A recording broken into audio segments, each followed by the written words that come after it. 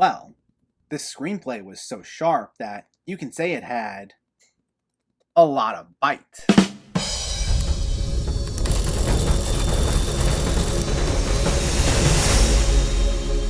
What's going on, everyone? Welcome back to my channel. Today we're talking about a newer Hulu release, Fresh. Before we begin, let me know in the comments what your thoughts on this movie were, if you already saw it, or if you were planning on seeing it, and make sure to hit that thumbs up button if you like these reviews, as it helps me out immensely by getting my content out there. And if you're new here, I hope you consider hitting that subscribe button so you can stay up to date with reviews of new releases, older films, hidden gems, and so much more on a near daily basis. But let's not waste any more time and let's talk about Fresh. This focuses on the horrors of modern dating, as seen through one young woman's defiant battles to survive her new boyfriend's unusual appetites. This is directed by Mimi Cave in her feature debut, and it hit Hulu in early March after premiering at Sundance in January. And what a debut, as this is easily one of the most twisted movies of the year so far, with a premise that one would call, excuse the pun, refreshing, especially for a horror comedy. Now I'll say right up front, while this is marketed as a horror comedy and there are some funny moments, I wouldn't call this a laugh out loud riot fest. It's not chock full of memorable one-liners or quirky situations. It's more that it plays things at a consistently heightened tone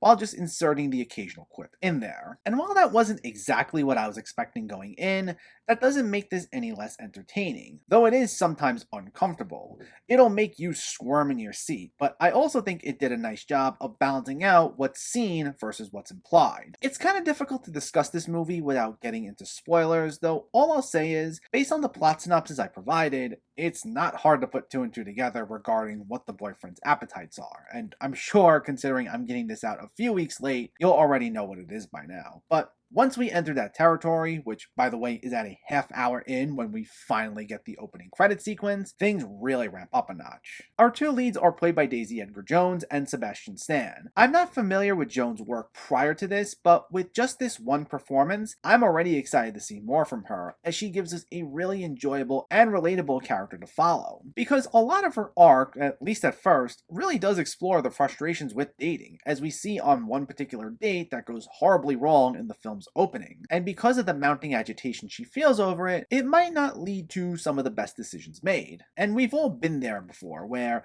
we're really hoping for something to work out that maybe will rush into things. When Noah, Jones' character, meets Steve, Stan's character, they move quickly, with the two only just cementing a relationship before deciding to go on a trip together. Though there's a self-awareness to this situation thanks to Noah's friend Molly, played brilliantly by a scene-stealing Yannicka T. Gibbs, who sees all the red flags clear as day, especially when she finds out the smooth-talking Steve doesn't even have any sort of social media whatsoever. And that self-awareness, while not the dominant force, is a consistent factor throughout the film, sprinkled in at just the right moment as a way to cut some of the tension where needed. And again, that's the extent of where the comedy goes. And it was, again excuse the pun, refreshing. Though, if I had one complaint, it's that it does lead to one particular subplot with a completely different character that goes absolutely nowhere. I won't spoil what it is, but it's one that does provide some laughs, but given where it ends things off, you can argue that it could have just been cut altogether and it would have had the same effect. But it's also worth noting Sebastian Stan's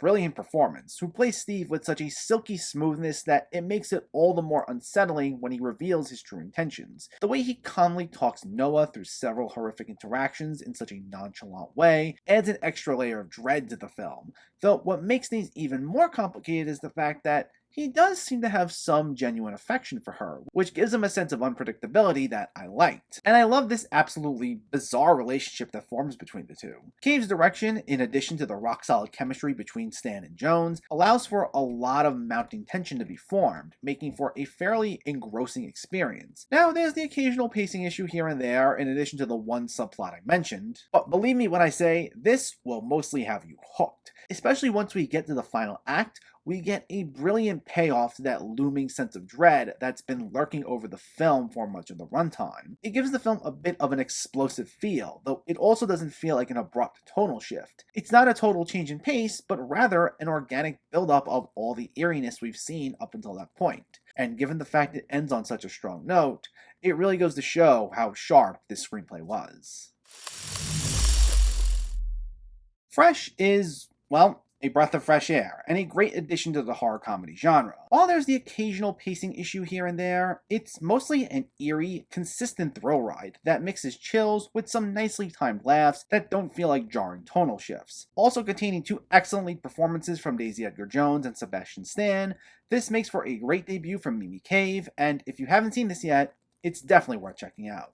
Fresh gets an 8 out of 10.